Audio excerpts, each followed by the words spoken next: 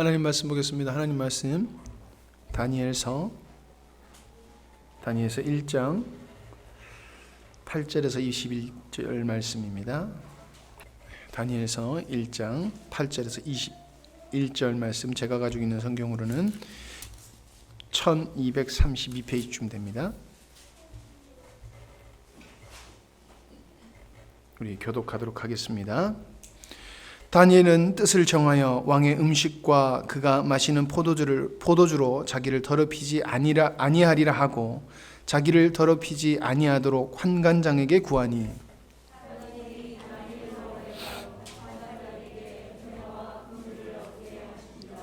환관장이 다니엘에게 이르되 내가 내 주 왕을 두려워하노라. 그가 너희 먹을 것과 너희 마시는 것을 지정하셨거늘 너희의 얼굴이 초췌하여 같은 또래의 소년들만 못한 것을 그가 보게 할 것이 무엇이냐.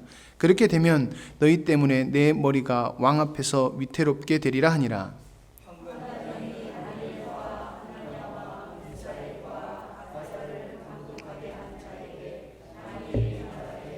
청하오니 당신의 종들을 열흘 동안 시험하여 채식을 주어 먹게 하고 물을 주어 마시게 한 후에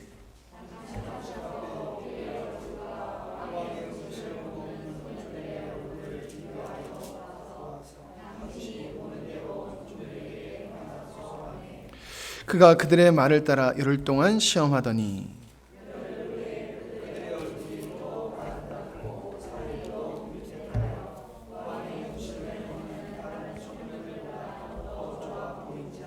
그리하여 감독하는 자가 그들에게 지정된 음식과 마실 포도주를 제하고 채식을 주니라.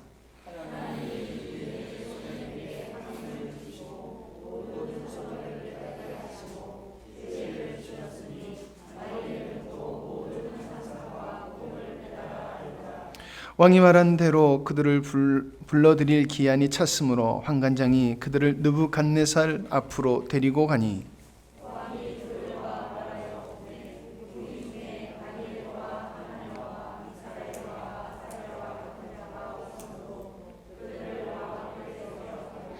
왕이 그들에게 모든 일을 묻는 중에 그 지혜와 총명인 온 나라의 박수와 술객보다 10배나 나온 줄을 아니라. 다니엘은 고레스 왕 원년까지이니라. 아멘. 본문 말씀은 여러 차례 제가 선택을 해서 말씀을 나눴던 것 같습니다. 그런데도 또 이 본문을 가지고 오늘 말씀을 전하게 되는 것은 말씀을 듣는 것이 중요한 게 아니거든요. 말씀이 우리 안에서 실현되지 아니하면은 그 말씀은 우리에게 은혜와 축복이 되지 않습니다. 예. 말씀이 우리 안에서 실현이 돼야지 돼요. 고민하며 기도하는 가운데 주님께서 또 이 마음에 부담을 주셔서 오늘 말씀을 나누게 됐습니다. 사람이 꿈이 있어야지 삽니다.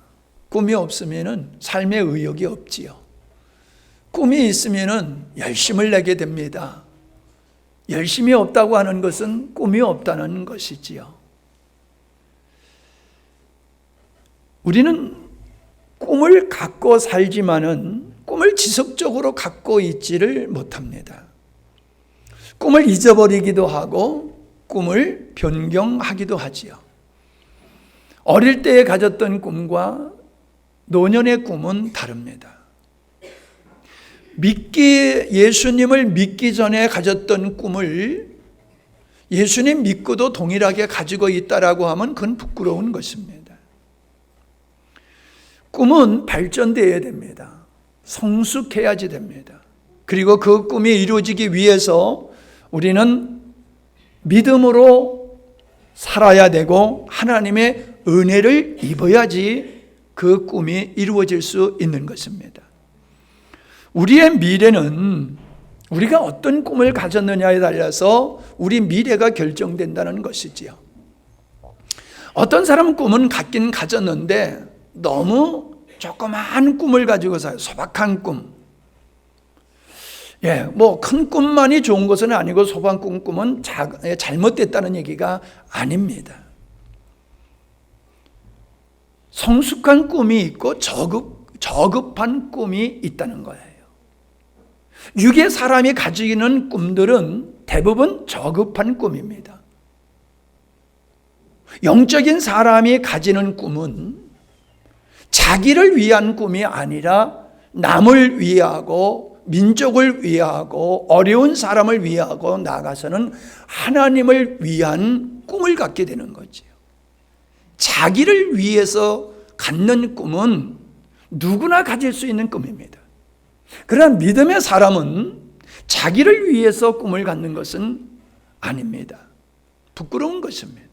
그건 세상 사람들이나 그렇게 자기를 위한 꿈을 갖고 사는 거지, 그리스도인은 자기를 위한 꿈에서 남을 위한 꿈으로, 하나님을 위한 꿈으로 바꿔줘야 된다라고 하는 겁니다.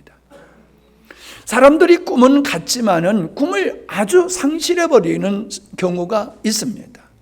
왜냐하면 환경에 의해서 사람들은 꿈을 포기해버리고 마는 경우가 있습니다.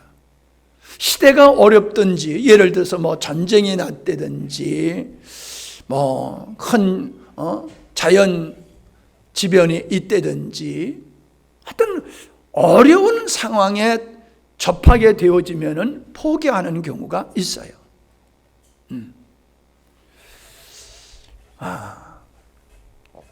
그런데 하나님이 우리에게 주신 꿈은 잊어버릴 수도 없고 변경할 수도 없고 버릴 수도 없습니다. 그건 목숨을 다할 때까지 지켜야 하고 이루어야 될 것이다 라고 하는 겁니다. 여러분, 중요한 것은 안 잊어버립니다. 중요하지 않는 것은 그냥 잊어버려요. 중요하지 않는 것은 자꾸 변경을 해요. 그러나 여러분, 우리 그리스도인이 하나님으로부터 받는 이 꿈, 이것은 잊어서는 안 될 것이고 변경해서도 안 될 겁니다. 끝까지 부여잡아야 될 것이고 완성해야 될 것인 줄로 믿습니다. 하나님이 주신 꿈은 상황에 따라서 바꾸질 수 있는 게 아닙니다. 해도 되고 안 해도 되는 게 아닙니다. 다니엘이라는 사람을 우리는 잘 알고 있습니다. 믿음의 생활 쪽을 한 사람들은 다 알아요. 그는 귀족이었습니다. 근데 나라가 망했어요. 바벨론의 포로로 잡혀가는 신세가 되어버리고 말았습니다. 여러분, 포로로 가는 그 상황을 생각해 보십시오. 그런데 북쪽의 이스라엘은 아수르에게 멸망을 당했고 남쪽의 유다는 바벨론에게 멸망을 당했거든요. 근데 이 아수르의 정책은 노예 정책을 폈어요. 그래서 사람들을 섞어가지고 혼혈아를 다 만들어가지고 그들의 정체성을 갖다가 무너뜨려 버린 거예요. 근데 그래서 이제 어떤 경우가 생겼냐면 사마리아 사람들이 그래서 생긴 거지요. 서로 이주를 시켜가지고 함께 어울려서 살게 함으로써 혼혈아를 만든 사람. 그래서 유대인들은 이 사마리아 사람들을 사람같이 취급을 하질 않았잖아요. 그런데 이 바벨론의 왕 느부갓네살 왕은 문화 정책을 썼습니다. 이게 얼뜻 보면은 문화 정책이니까는 참 고상하다 이렇게 생각할 수 있지요. 오늘 여기 말씀해 보더라도 귀족 출신이고 똑똑하고 유능한 사람들은 데려다가 공부를 시킨 거예요. 장학금을 줘가지고 전 국비로 공부를 하게 한 겁니다. 그러니 얼마나 참 지혜로운 정책을 하는 것이냐라고 생각할 수가 있지요. 다니엘도 귀족 출신으로서 영특해서 그 친구들과 더불어서 선발되어져 가지고 장학금을 받으면서 공부할 수 있는 특혜를 누리게 되었지요.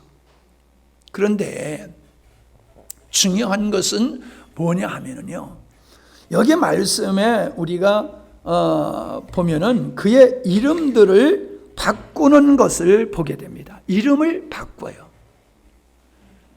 자, 다니엘이라고 하는 뜻은 하나님은 재판장이시다라는 뜻입니다. 근데 그 이름을 벨드사살이라고 이름을 바꿔버립니다. 그 뜻은 뭐냐? 벨이 보호한다. 하나님이 보호하는 게 아니라 벨이 너를 보호하는 것이다. 이렇게 이름을 바꾼 거예요. 자, 다니엘의 친구 하나냐는 하나님은 자비로우시다라는 뜻이에요. 근데 그를 사드락이라고 이름을 바꾸지요. 아쿠의 명령이다 라고 고칩니다. 미사엘이라고 하는 하나님 같은 분이 어디 있느냐라는 이름을 가진 이 미사엘을 메삭이라고 바꿉니다.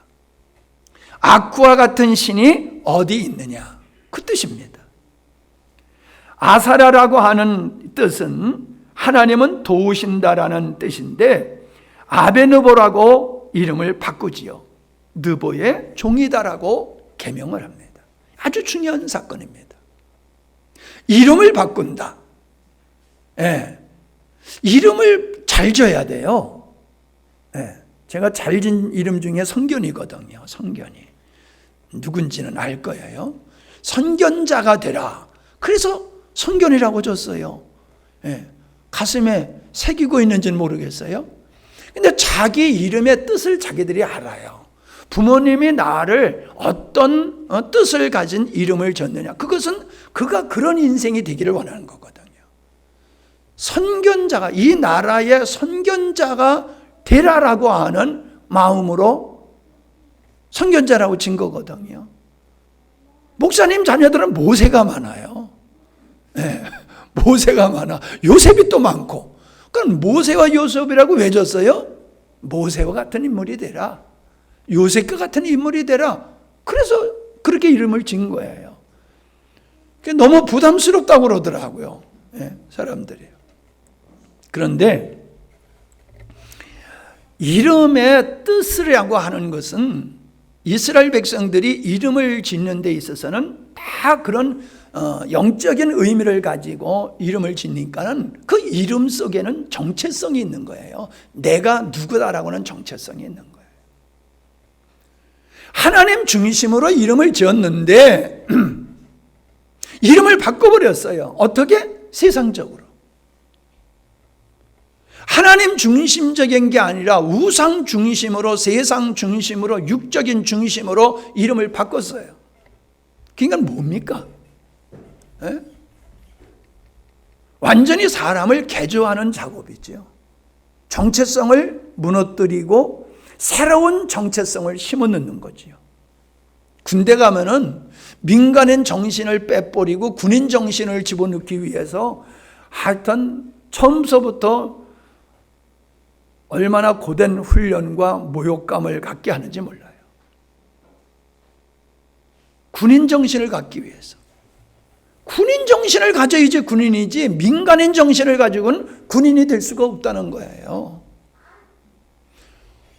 그들은 잡아온 이 노예들을 더 이상 노예가 아니라 자기들이 가지고 있는 문화와 종교와 사상에 동화시켜가지고 이스라엘의 하나님 중심적인 정체성을 완전히 빼버리는 거예요. 그래서 몸은 그대로지만은 정신을 세속화시키고 바벨론화시키는 것이 느부갓셀 왕의 정책이었다라고 하는 거지요. 일제시대 때에 창시개명을 했잖아요. 우리나라 사람의 이름을 바꾸게 했단 말이죠. 그것도 동일하게 한국의 혼을, 조선인들의 혼을 빼버리기 위해서 이름을 바꿨던 것이거든요. 여러분, 이게 느부갓셀 왕이 한 일이지만은 이게 영적으로 보면 사단이 하는 일입니다. 사단이 우리를 넘어뜨리기 위해서 발을 걸지 않아요. 사단이 우리의 생각을 하나님 중심적인 정체성에서, 문화에서 세속화시켜버리는 거예요. 제가 얼마 전에 유튜브를 보는데 그 교수님이, 그 성함이 얼른 생각이 안 나는데 100세가 다 되신 분이에요. 이분이 나와서 출연해가지고 얘기하시는데 자기가 살던 동네에 김일성이가 같은 동네에 살았다는 거예요. 김일성이가 자기보다 8년 선발이에요, 초등학교. 그런저런 얘기를 하면서 어떻게 북한이 만들어졌느냐를 쭉 얘기하는데, 제가 오늘 드리고 싶은 말씀은 그때 한 마을에서 3명의 친구가 신앙생활을 아주 잘했다는 거예요. 신앙생활을 열심히 했는데 일제치하에 있다 보니까는 뿔뿔이 흩어졌다가 이제 광복이 돼가지고 만났다는 거예요. 길에서 만났다는 거예요. 그래서 반가워가지고 끌어안고 너무너무 좋아했다는 거예요. 야, 그러니까 우리 집에 가서 좀 지난 얘기 좀 하자 해가지고 집에 가가지고 이 얘기를 하는데 말이 이상하더라는 거예요. 자꾸 말에 충돌이 일어나더라는 거예요. 자꾸 마음이 언짢고 봤더니 공산주의에 물이 들었다는 거예요. 공산주의. 그래서 신앙을 다 빼버리고 공산주의 사상을 가지고 딴 사람이 돼서 왔더라는 거예요. 딴 사람. 그래서 이제 우린 앞으로 자주는 만나지 말자, 그리고 해줬다는 거예요.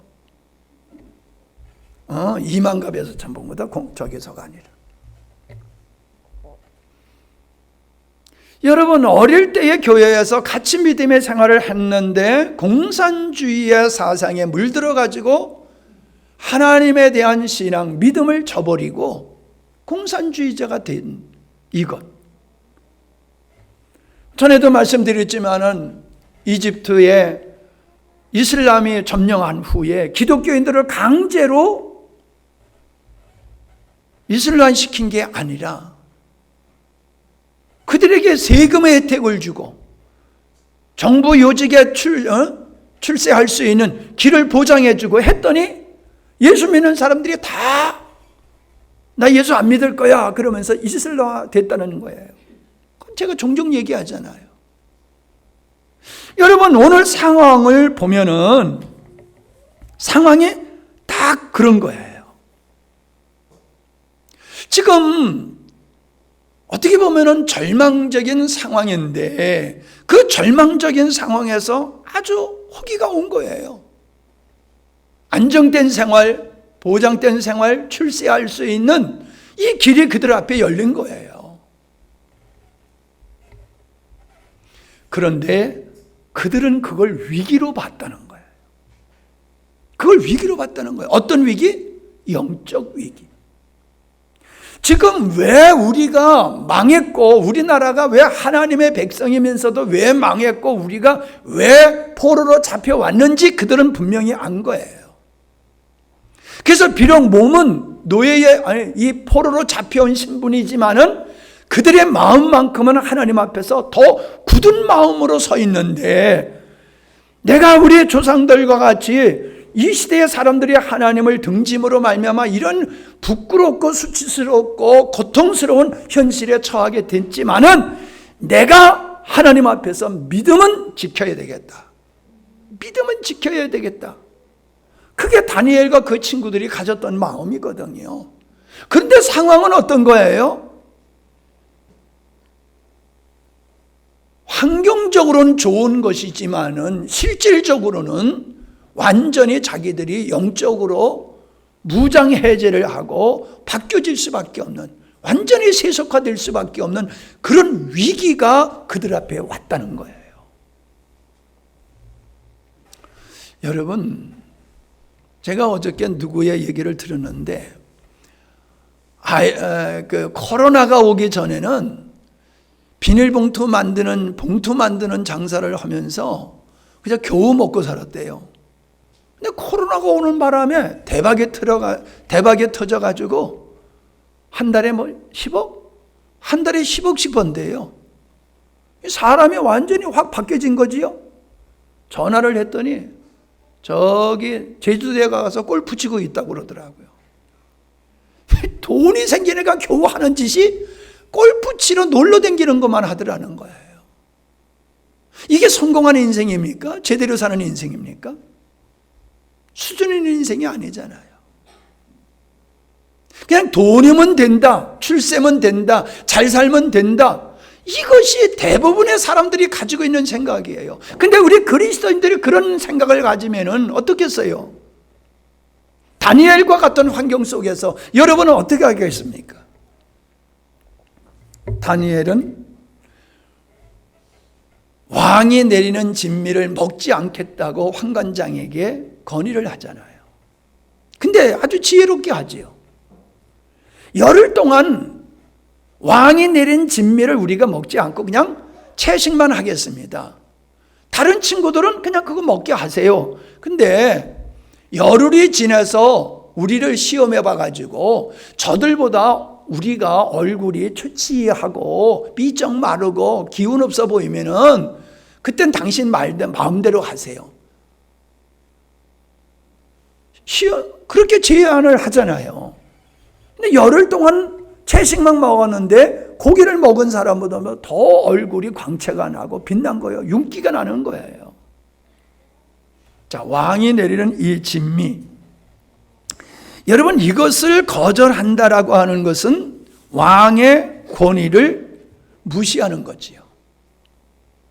그게 잘못하면 오해를 받아가지고 죽을 수도 있는 거지요. 죽을 수도 있는 거지요.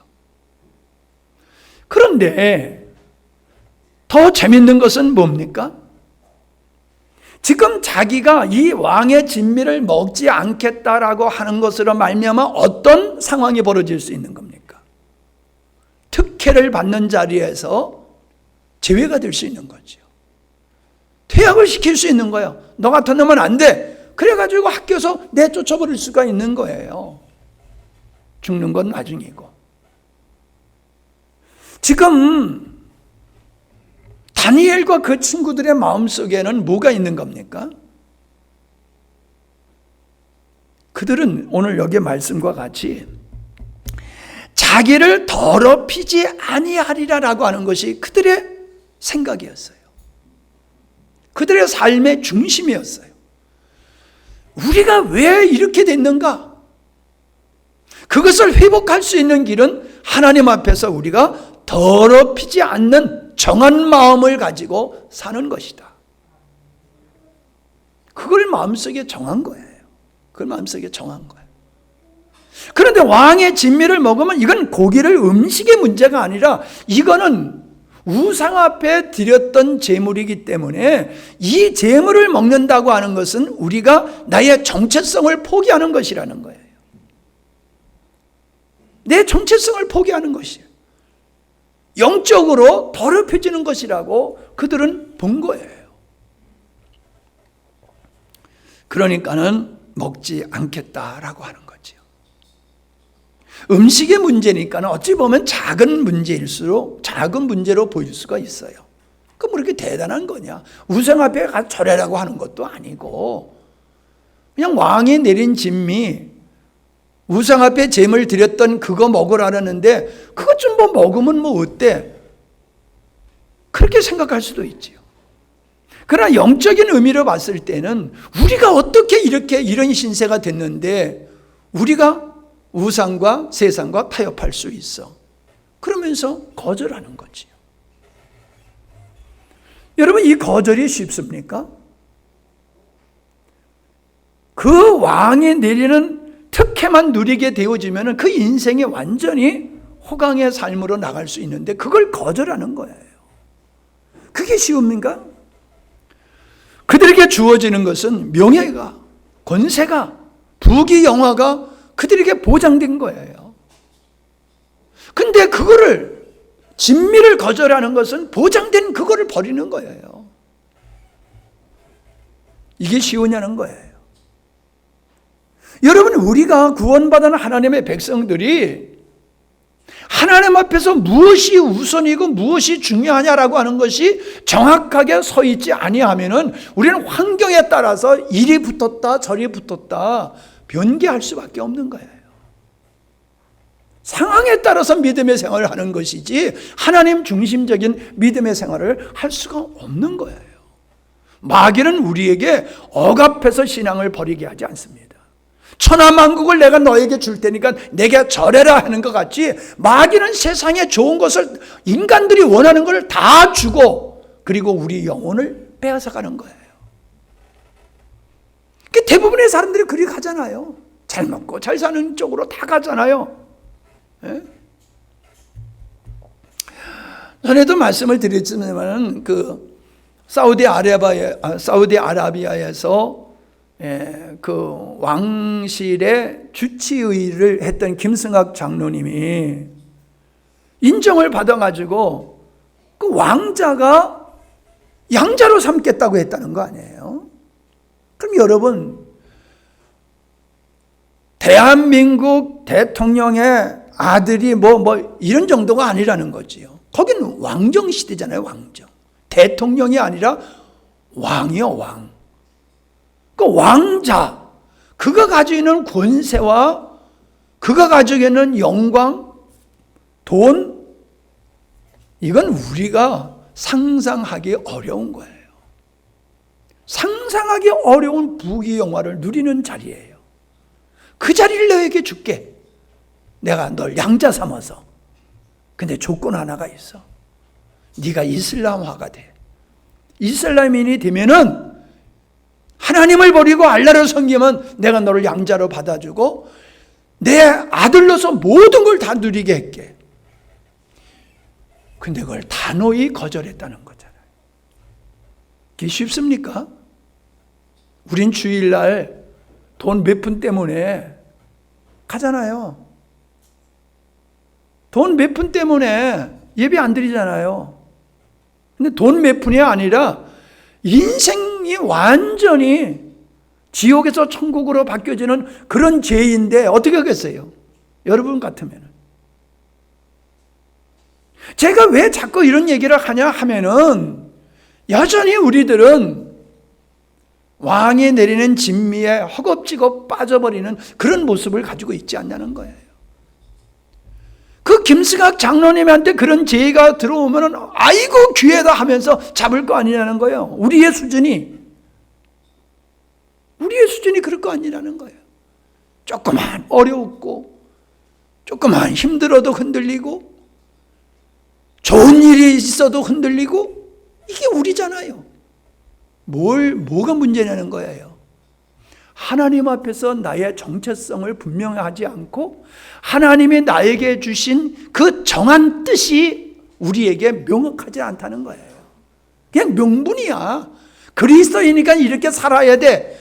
기분 좋으면 그렇게 살고 상황이 좋으면 그렇게 살고 어려우면 그냥 나중에 봅시다. 이런 식으로 오늘 그리스도인들이 그렇게 신앙생활을 하고 있잖아요. 그러면서도 스스로는 굉장히 믿음 있는 사람이라고 자부심을 갖고 인정해 주지 않는다고 불만 불평까지 하잖아요. 예. 사람의 뜻을 정해놓으면 삶이 달라집니다. 예. 우리 하은이가 살을 빼야 되겠어 하고 뜻을 딱 정하니까요. 안 먹어. 아무리 맛있는 걸 가지고 꼬셔도요. 안 먹어요. 예? 안 먹어요. 자기가 어차피 간호사가 되려고 그러면 대학병원에서 내가 근무를 해야 되겠다. 그리고 이왕이면 수도권에 가서 내가 해야 되겠다고 뜻을 정해놓고는 죽으라고 공부를 해요. 죽으라고.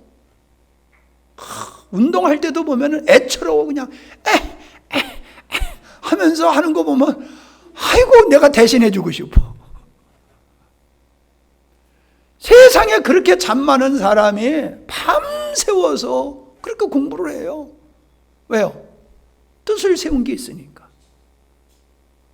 사람의 뜻을 세우면요 이게 달라져요. 공부는 머리가 좋아야지 잘 하지요. 그건 기본이요. 근데 머리가 좋아도요 뜻이 없는 사람은 공부 안 해요. 뜻이 있는 곳의 사람은 열정을 쏟아붓게 되는 것이죠. 그러니까 믿음의 생활이라고 하는 것은 환경이 좋으면 믿음의 생활을 잘할 수 있고 환경이 나쁘면 믿음의 생활을 잘 못한다, 이게 아니에요. 영적으로 하나님 앞에서 내가 누구냐를 알고 내가 목숨을 걸고 이루어야 될 주님이 주신 그 뜻을 우리가 마음에 정하고 살면요, 세상 이길 수 있어요. 다니엘도 이겼잖아요. 목숨 걸고 지켰잖아요. 오늘 우리가 자꾸 믿음의 생활하는 게 세상에 얼마나 힘드냐, 예, 힘든 거 알아요. 그러나 여러분, 다니엘이 처한 환경에 비하면 우리는 호강이잖아요. 호강이잖아요. 그런데 나에게서 문제를 찾지 아니하고 자꾸 환경에 그 원인을 돌리고 사람 탓하고 남의 탓하고 하면서 자기를 감추고 있는 거, 이거 빨리 벗어나야 됩니다. 벗어나야 돼. 우리는 작은 것이라고 우리는 우습게 여기서는 안 되는 거예요. 자, 우리가 흔한 말로 그래요. 주일날인데 가정의 대소사들이 있잖아요. 그러면 이번 주는 빠져. 안 돼, 나 예배 드리러 가야 돼. 그러면 아니, 그 1년 중에 그거 한 주는 빠지는 건데 뭘 그걸 가지고 그렇게 그래? 그거 아무것도 아니잖아. 다음 수업도 열심히 잘 나가면 되잖아. 옆에서도 그러지요. 맞아요. 한 주간 빠졌다고 해서 문제될 거 없어요. 신앙생활 큰 문제 되는 거 없어요. 그런데 이걸 아세요. 예배 시간을 자꾸 지각을 하다 보면은 처음에는 예배에 지각하면은 헐레벌떡 뛰어와요. 근데 자꾸 하다 보면 지각하는 게 습관화가 돼가지고 아예 예배 시작한 후에 한 10분 지나야지 와. 왜 그래요? 습관화가 되는 거예요, 습관화. 한 주 빠지면 큰일 나는 줄 알다가 한 주 빠져, 2주 빠져, 이제 그냥 나중에 습관적으로 빠져먹어도 마음속에 영적인 가책이 하나도 안 와. 처음서부터 넘어지는 게 아니에요. 작은 거라고 우습게 여기다가 그것이 습관화가 되다 보니까는 마음의 영혼의 감각을 잃어버리는 거예요.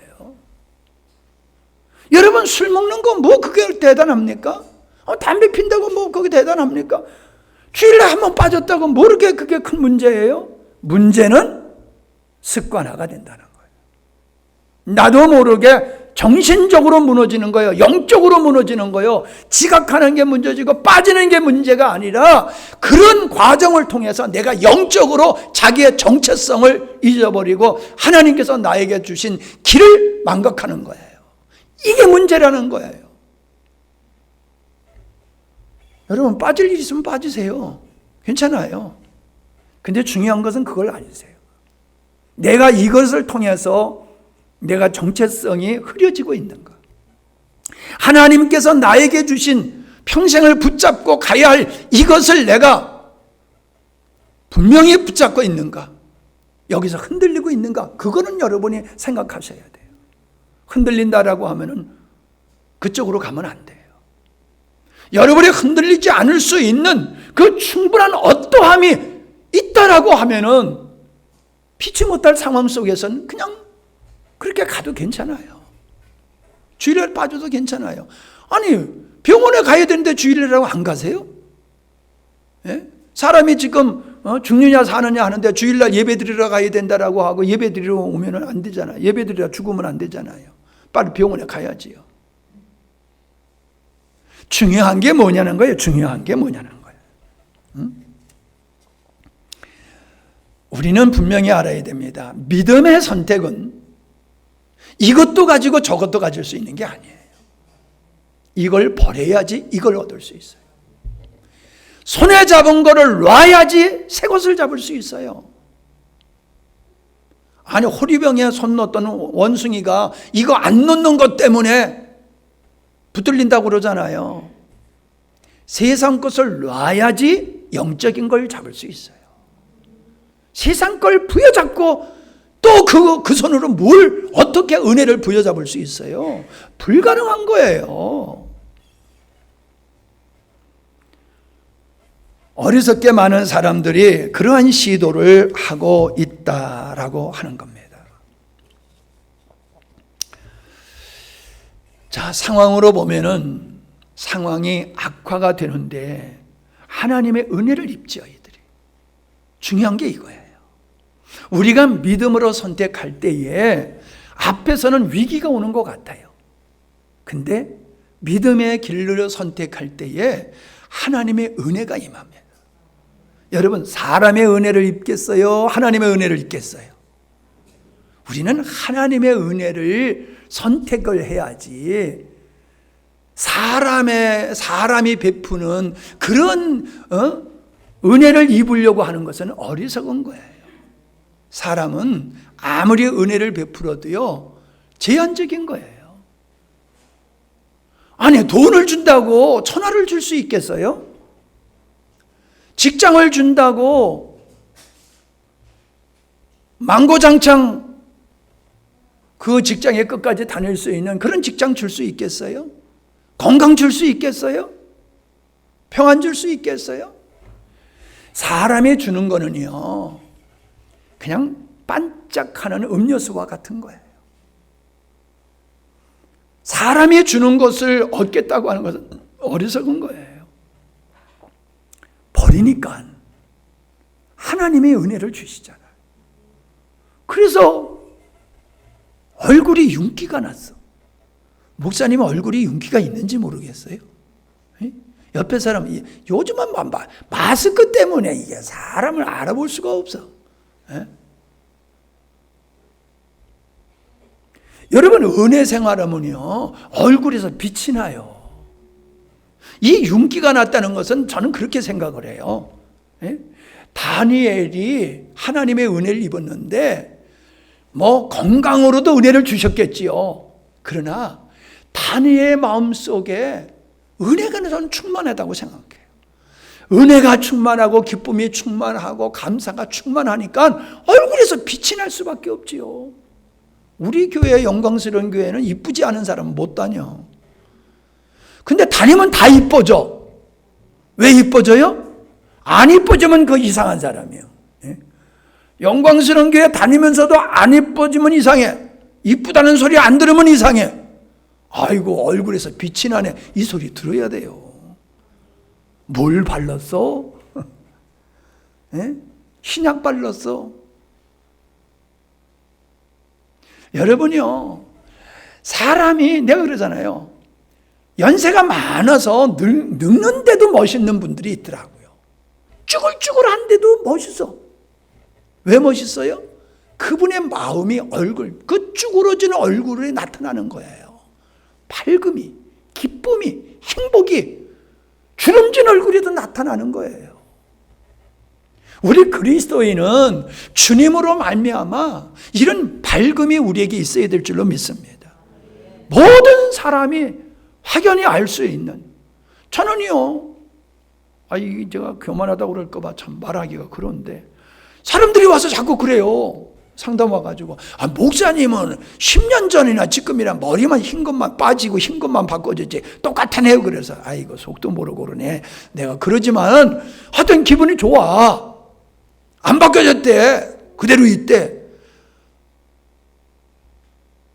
저는 착각하지는 않아요. 그런다고 내가.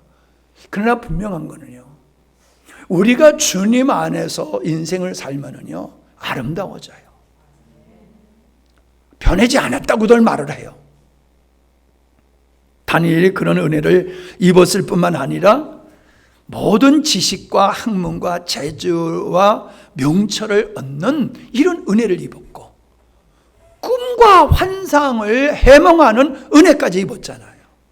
다른 사람보다도 10배나 더한 지혜를 하나님이 주셨잖아요. 솔로몬이 하나님께서 너에게 뭘 줄까? 그랬더니 저에게 지혜를 주세요 그랬잖아. 그랬더니 하나님께서 지혜만 주셨어요? 부귀영화까지 한꺼번에 주셨잖아요. 다니엘은 그저 내가 더럽히지 아니하리라, 내 믿음을 지키리라, 이 한 가지만 붙들었더니 하나님께서는 떡까지 주셨잖아요. 떡까지. 구하지 않는 것까지 주셨잖아요. 여러분은 어떤 인생을 사십니까? 은혜로 살아야 됩니다. 열심히 공부도 해야 되지만은 은혜가 따라야지 되는 거지. 열심히 공부 안 하는 사람 어디 있어요? 예? 은혜를 입어야 돼. 은혜를. 우리 하은이 얘기 좀 또 합시다. 요즘 죽겠대. 예? 막 가가지고 이제 뭐 한 달도 안 됐는데 아주 죽겠대. 그런데요, 그 죽겠다라고 하는 그 부서가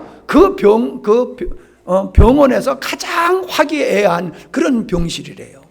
병동이래요. 하나님께서 힘드니까는 못 견딘다고 나가 자빠질까봐 그래도 그 좋은데 하나님께서 보내주신 것 같아. 여러분, 은혜를 입어야지 직장에 들어가도 끝까지 다니는 거예요. 은혜를 입어야지 기업을 시작해도 이게 끝까지 번창하는 거예요. 은혜를 입어야지 결혼 생활도 아름다워지는 거예요. 은혜 생활을 해요. 아멘? 하나님의 은혜를 입어야 돼요. 하나님의 은혜. 세상 사람들은 하나님의 은혜 필요 없다고 그래요. 그냥 내 힘으로 내 노력으로 살면 된다고 그래요. 그래서 된 게 뭐예요? 그들이 사는 삶을 보세요. 잘 먹고 잘 살지 모르지만은 인간답게 살고 있습니까? 불쌍하기 짝이 없잖아요. 야, 저렇게 살면서 저게 인생이라고 사는가? 참 한심하게 보이잖아요. 이 다니엘은 4대에 걸쳐서 총리로서의 역할을 감당하잖아요. 여러분, 시장만 바뀌어도 중요한 부서의 사람들 다 바꿔치잖아요.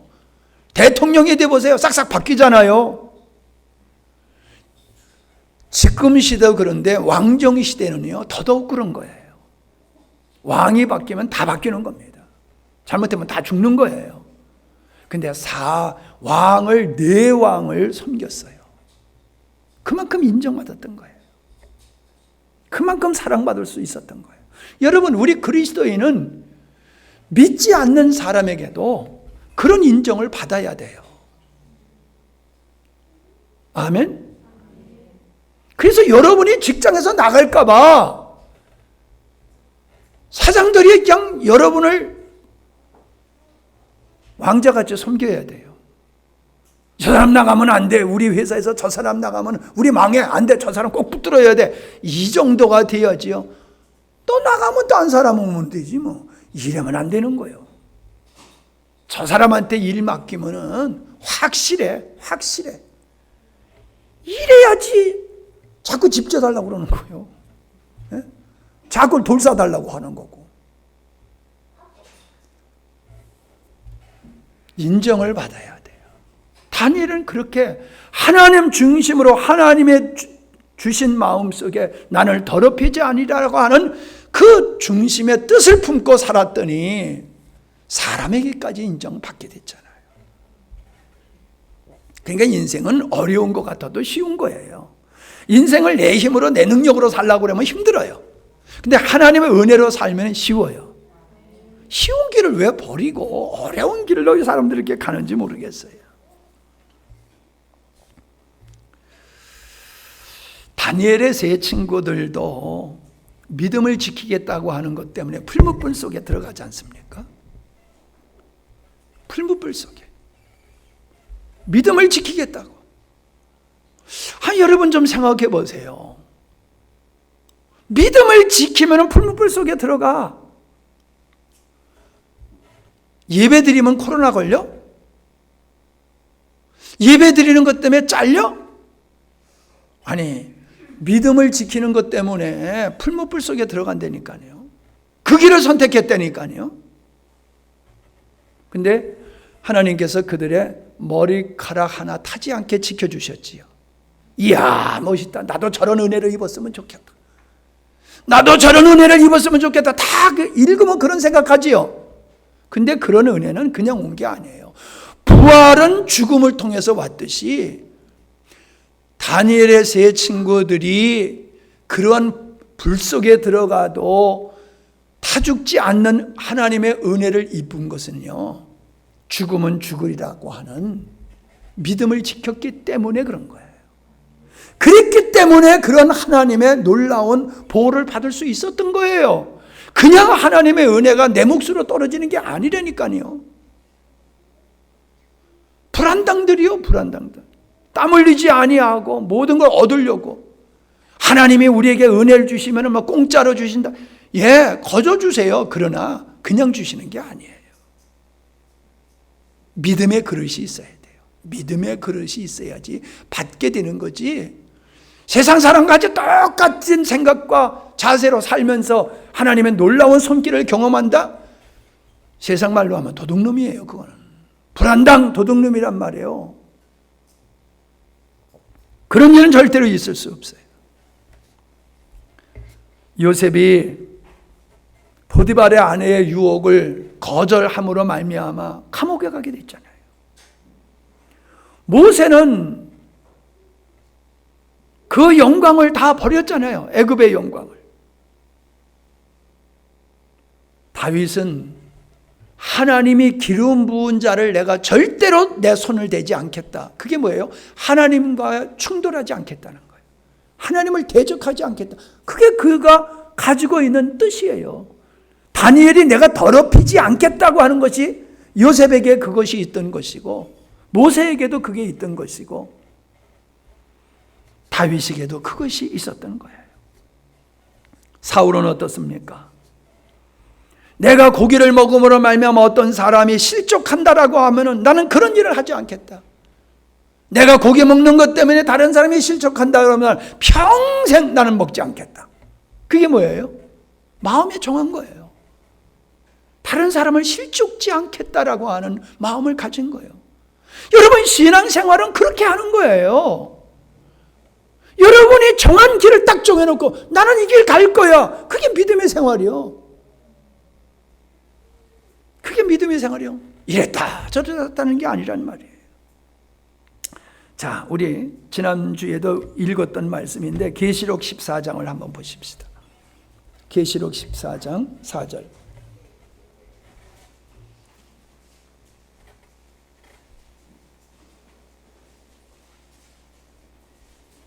14장 4절 시작.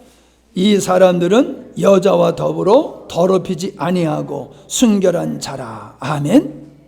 흰옷 입은 자들, 어린 양을 따라서 신부된 어린 양의 신부된 흰옷 입은 자들을 가리켜서 뭐라고 그러냐면은 여자로 더불어 세상과 더불어 마귀와 더불어 더럽히지 않는 자다. 그들과 짝하지 않는 자들아. 영적인 순결함을 지킨 자들이라. 하나님이 우리에게 원하시는 것은 능력을 원하시는 게 아니에요. 충성을, 그건 나중이에요. 뭐예요? 세상과 더럽히지 않는 거예요. 세상과 짝하지 않는 거예요. 이걸 우리들의 마음속에 뜻으로 정해야지 돼요. 나는 목숨을 걸고 다니엘과 같이 나는 믿음의 순결함을 지키리라. 이게 우리들에게 있어야지 돼요. 이거 있으면 믿음의 생활하는 게 어려운 게 아니에요. 왜? 죽으면 죽으려고 하는 사람을 누가 이겨요? 죽겠다는 사람은 못 이깁니다. 살겠다는 사람은 늘 넘어져요. 죽겠다는 사람은 안 넘어져요. 우리 성도들이 가져야 될 꿈이 있습니다. 사도 바울은 디모데후서 4장 7절에서 내가 선한 싸움을 싸우고 나의 달려갈 길을 마치고 믿음을 지켰으니 라고 말합니다. 그가 선한 싸움을 싸우고 달려갈 길을 다 마쳤다. 그가 싸움과 그가 달려갈 길이라는 건 뭐예요? 믿음을 지키는 일에 있는 거예요. 믿음을 지키는 일에. 믿음을 지키기 위해서 싸웠고 하나님께서 나에게 주신 사명을 감당하기 위해서 열심히 달린 거예요. 이게 중요한 겁니다. 성도는요, 믿음으로 살겠다는 뜻을 정함이 없이 세상을 절대로 이길 수가 없는 겁니다. 성도는 당연히 성도다운 뜻을 가지고 살아야 돼요. 변개하는 것도 아니고 잊어버리는 것도 아니고 상실하는 게 아니에요. 늘 그걸 붙들고 사는 거예요.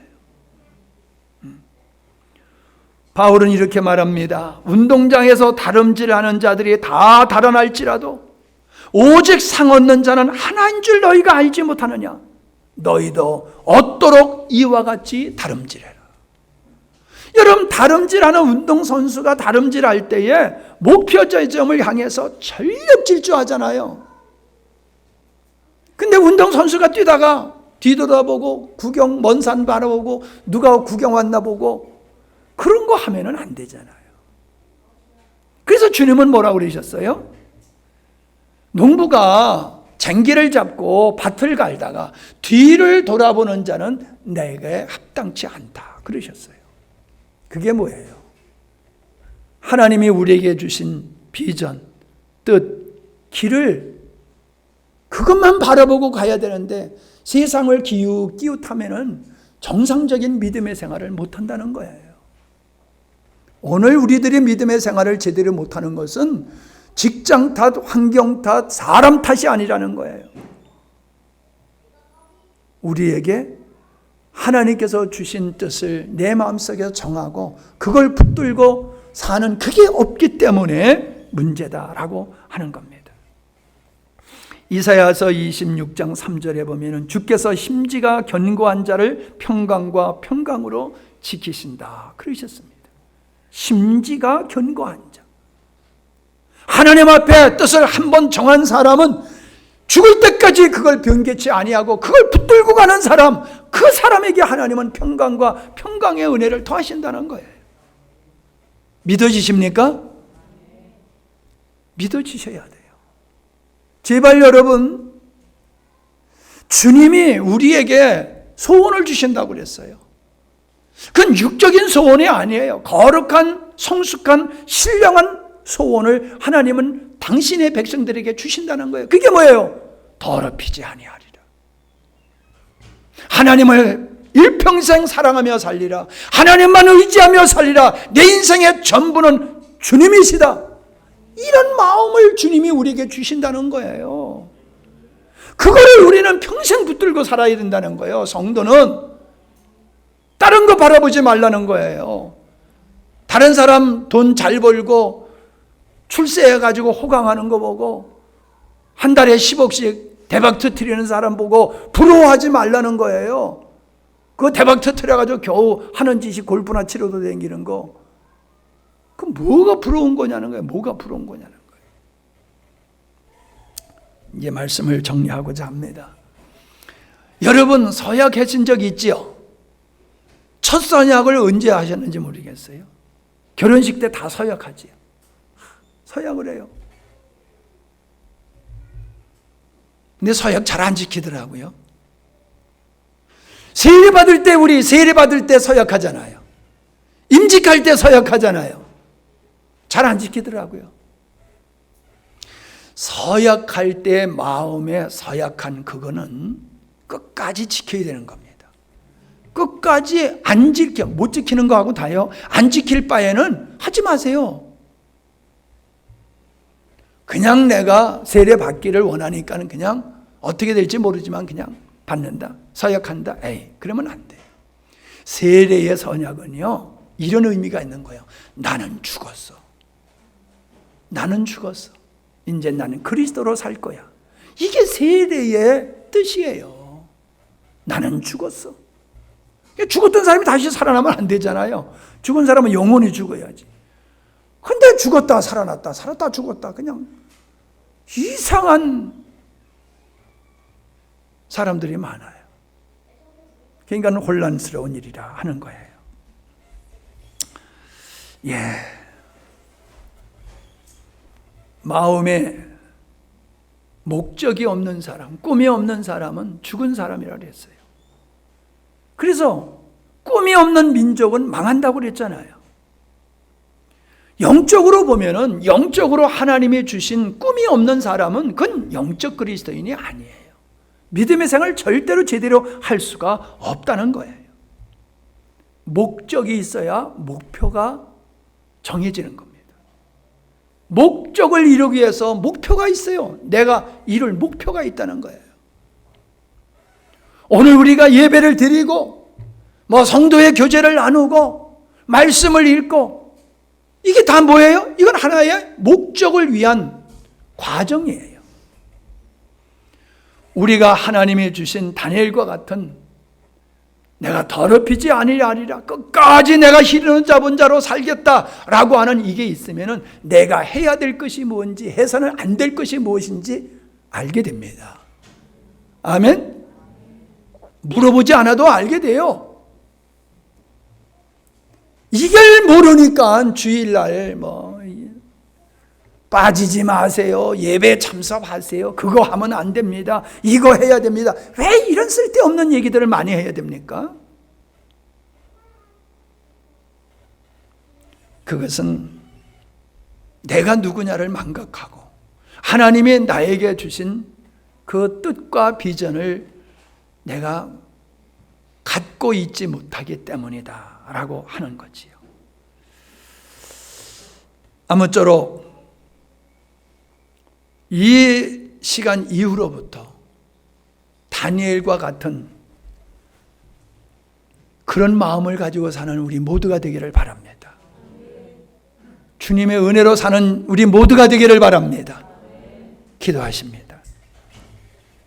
하나님 아버지, 세상 사람들이 가진 꿈은 불타는 꿈입니다.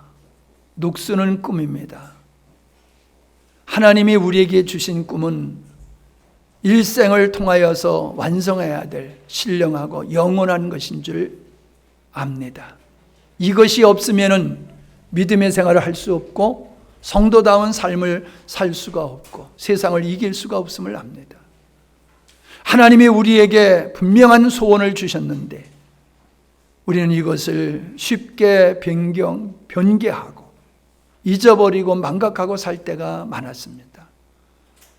오늘 우리의 삶 속에서 이것을 해야 된다, 하지 말아야 된다가 문제가 아니라 하나님이 나에게 주신 소원이 뭔지, 꿈이 뭔지를 분명하면 우리가 가야 할 길을 알 수 있고 우리가 해야 할 일과 해서는 안 될 일을 명확하게 알 수 있음을 압니다. 높은 수준의 꿈을 가진 자들은 성공을 합니다. 믿음으로도 우리가 하나님이 주신 꿈을 부여잡고 살 때에 우리는 영적으로도 승리하고 세상적으로도 승리할 수 있음을 믿습니다. 우리는 그것을 보아왔습니다. 우리 자녀들이 이것을 보게 하시고 그렇게 정한 마음으로 살아가는 귀한 자녀들이 되게 해 주시옵소서. 예수님의 이름으로 기도하옵나이다. 아멘.